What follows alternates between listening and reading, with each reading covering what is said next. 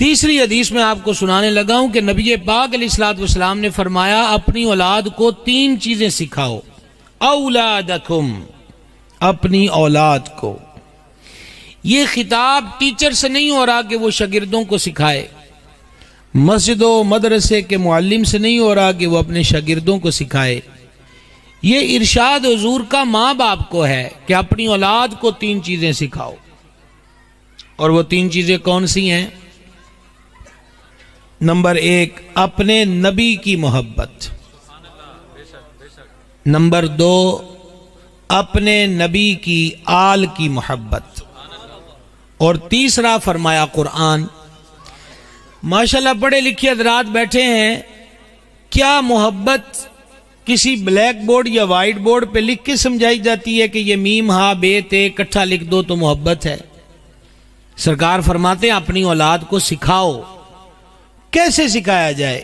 یہ ایک سوالیہ نشان ہے.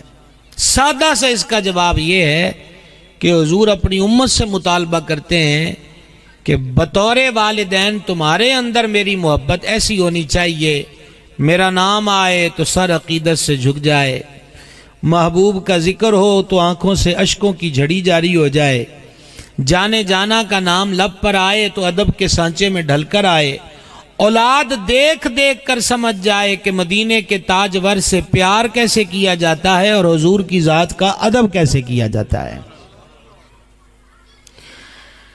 سرکار دو عالم علیہ السلام کی محبت ہم انسانوں کے لیے نعمت عظمی ہے ہی ہے، لیکن ایک بات یاد رکھیے گا، حضور وہ محبوب ہیں کہ جن کی محبت کائنات کے ذرے ذرے میں موجود ہے.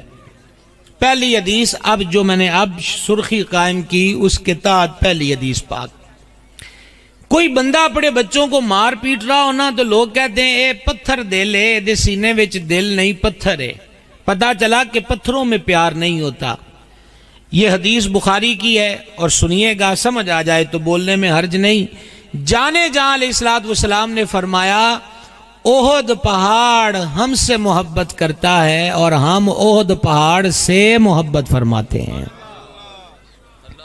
جو حضرات مدینہ منورہ میں حاضر ہوئے ہیں جانتے ہیں کم و بیش 4 میل کے ایریے پر پھیلا ہوا پہاڑ ہے. ایک پہاڑ ہے وہ کسی سے جڑا نہیں، اس لیے اس کو احد کہتے ہیں. اور حضور خبر دیتے ہیں کہ پتھروں کا یہ مجموعہ ہم سے محبت کرتا ہے، لیکن اس کے ساتھ حضور نے ایک اور بہت بڑی خوشخبری سنائی، وہ یہ کہ ہم بھی سے محبت کرتے ہیں. معلوم ہوا کہ اگر پتھر حضور سے محبت کریں تو سرکار کی چوکھٹ سے محبت کا فیض اور خیرات پاتے ہیں. اگر بشر حضور سے محبت کرے تو تب اسے حضور کے دربار سے کتنی عطائیں نصیب ہوں گی. بہرحال پتھروں کے دل میں بھی سرکار کی محبت موجود ہے. آئیے انسانوں سے ہٹ کر آپ کو دوسری صنف کی طرف، ایک پتھر کی بات ہو گئی، اب دوسری صنف ہے.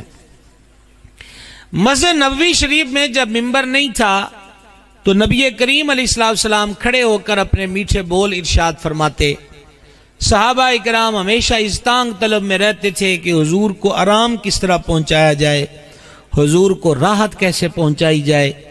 چنانچہ انہوں نے کھجور کا ایک تنا، جس کو کہتے ہیں موڈ سے اوپر تک ایک نصف درخت کا حصہ، وہ جانب قبلہ نصب کر دیا زمین میں. اور مقصود کیا تھا کہ حضور پر نور علیہ السلام کلام فرماتے فرماتے جب چاہیں اس درخت کو اپنے وجود کی برکت بخشیں. ہماری بولی میں کہتے ہیں ٹیک لگانا. اور میں اپنے لفظوں میں کہا کرتا ہوں کہ اس لیے تنا لگا دیا کہ حضور کبھی گاہے گاہے اس تنے کو سہارا عطا فرمایا کریں. کوئی سبحان اللہ کی بحر تو نہیں ہے آپ کے بحریہ ٹاؤن میں؟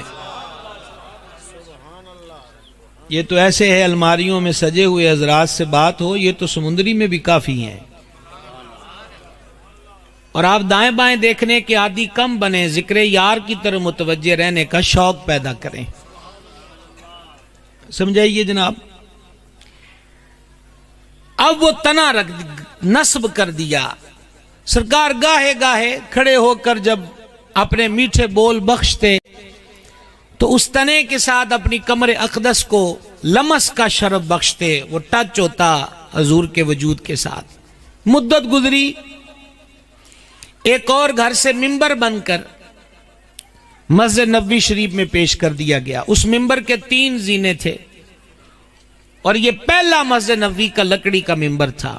جان عالم صلی اللہ تعالی علیہ وسلم تیسرے زینے پہ جلوہ گر ہوئے.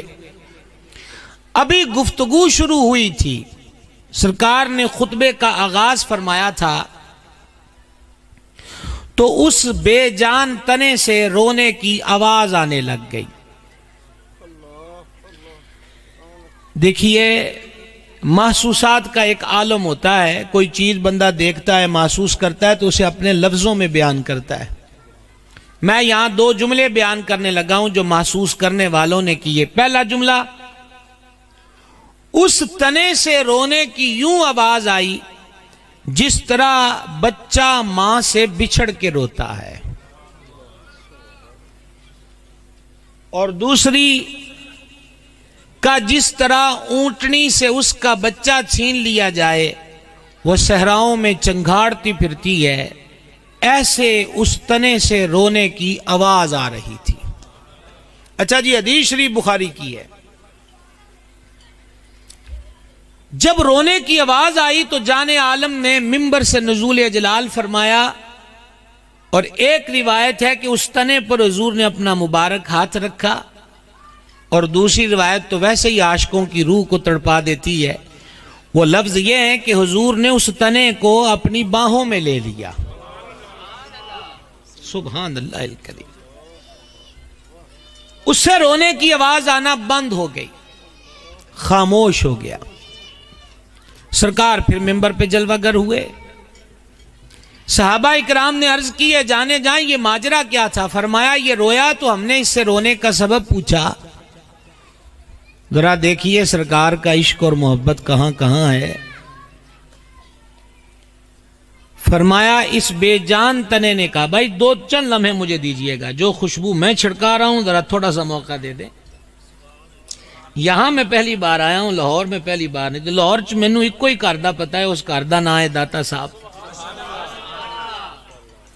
تسی مینوں نہ جانو میں تانوں نہ جانا, کوئی ایسی گل نہیں. داتا دا بوआ واسدار ہے, ساڈے سر دا سائیں ہے. میرے دادا مرشد حضور محدث اعظم فرماتے تھے داتا صاحب کے دربار سے ڈاک سیدھی مدینہ شریف جاتی ہے.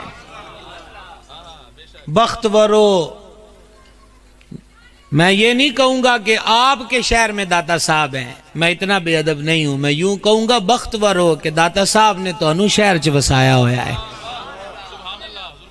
الحمدللہ علیہ احسانی. اس تنے سے فرمایا یہ رو رہا تھا. میں نے اس سے وجہ پوچھی تو رویا کیوں ہے؟ عرض کی ہے آقا مدت گزری مجھے وجود انور کے بوسے لیتے ہوئے, وجود پاک سے مس ہوتے ہوئے. اب آپ نے مجھے ہجر کے صحرا میں دھکیل دیا اور خود ممبر کو رونق بخشی ہے, تو میں اس فراق و ہجر میں رہوں گا تو صحیح. عرض کی حضور چپ کس طرح کیا ہے؟ دیکھیے پھر عاشقوں کے مان بھی ہوتے ہیں. فرمایا ہم نے اس کو 2 آپشن دیے کہ 2 میں سے ایک انتخاب کر لو. پہلا آپشن, اگر تو چاہے تو تجھے دنیا میں لگا دیں, پھر تیری شاخیں نکلیں گی, پھر تجھ پر کھجوریں آئیں گی, لوگ تجھ سے پھل پائیں گے. اور دوسرا آپشن کیا ہے؟ شاید یہاں میں آپ کی تھوڑی سی آواز سننے کا مشتاق ہو گیا ہوں. دوسرا آپشن یہ ہے کہ تجھے جنت میں لگا دیتے ہیں. پتا چلیا کہ دل وچ عشق وسے تے صحیح, پھر عاشقانوں بڑے بڑے آپشن بھی دیتے جاندے نے, لیکن ہو محبت وہ زبان کے داموں کی حد تک نہ ہو, بلکہ حلق کو کراس کر کے وہ دل کے نگر میں بس چکی ہو. عرض کی یا رسول اللہ علیہ السلام اس نے کیا پسند کیا ہے؟ اس نے کس آپشن کو اختیار کیا؟ حضور پر نور علیہ السلام نے فرمایا اس نے مجھ سے عرض کی ہے کہ حضور مجھے جنت میں لگا دیجئے. اچھا جی, عاشق سیانے ہوتے ہیں چاہے کملے ہوں, عاشق سیانے ہوتے ہیں چاہے کملے ہوں. اس کو پتا تھا یہاں لگیں گے ایک دن پھر فنا ہی فنا ہے, کٹ جائیں گے لوگ جلا دیں گے.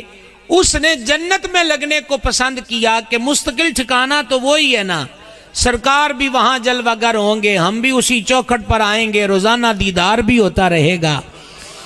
ہاں جی، اور لطف و سرور کو پاتے رہیں گے۔ لیکن یہاں ایک نتیجہ، تقریر فن کے لیے نہیں ہوتی، سمجھنے سمجھانے کے لیے ہوتی، ایک نتیجہ۔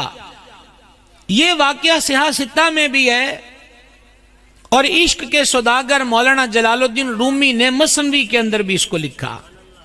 حضرت رومی نے یہ واقعہ لکھ کر ایک نتیجہ بیان کیا، فرمایا اے انسان، مدتوں اپنی جڑ سے کٹ کر سوکھا ہوا درخت حضور کی محبت میں رویا ہے، تو زندہ انسان ہے، کبھی تیری آنکھ سے بھی حضور کی محبت میں کوئی آنسو نکلا ہے؟ عجیب بات ہے کہ ہم نے رونا بھی دنیا کے لیے وقف کر دیا، ہمارا ہنسنا بھی دنیا کے لیے ہے، اور تو اور ہے، ہم تو روئے آئینہ بھی جائیں تو اپنے لیے نہیں جاتے، دنیا کے لیے جاتے ہیں۔ میں آئینہ دیکھ کر آیا اس لیے کہ میں نے اتنے لوگوں میں بیٹھ کے تقریر کرنی ہے، زلفیں سنوری ہیں کہ نہیں، پگڑی کا رخ درست ہے کہ نہیں، لباس پہ کہیں داغ تو نہیں لگا۔ لیکن جانے عالم علیہ السلام نے فرمایا اللہ تمہاری شکلوں کو نہیں دیکھتا، اللہ تمہارے کپڑوں کو نہیں دیکھتا، اللہ تمہارے دلوں کو دیکھتا ہے۔